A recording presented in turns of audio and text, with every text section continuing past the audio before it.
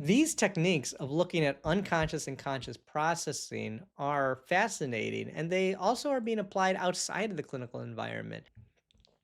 Now, I talked about actually follow task-based studies that actually ask a patient to follow a command, but we have patients, particularly children or those with some impairments in attention or maturity, who may not necessarily be at capacity to follow a direct command in an ICU environment, particularly by individuals or voices that aren't familiar with them. But we might be able to harness passive tasks where we don't have to ask them necessarily to do anything, but we can give them novel stimuli and see how they respond.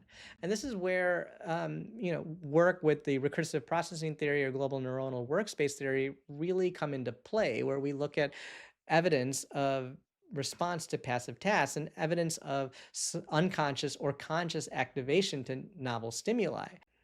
So with this, we can use this type of science and these type of experiments to represent conscious and unconscious recognition of stimuli, whether it be error detection, key presses, numbers, meaning of phrases, facial recognition, reading, sounds. This all can be experimentally tested at this time and be useful in clinical environments.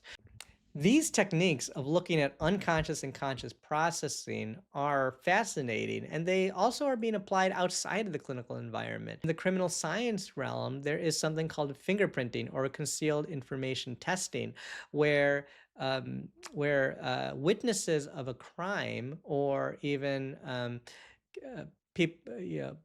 potential suspects of a crime are asked to look at or listen to certain stimuli that might have been at the scene of the crime. And here, b- subjects are evaluated for whether they have event-related potentials that suggest that they either have a conscious awareness, even though they may not outwardly say it, or even subliminal processing.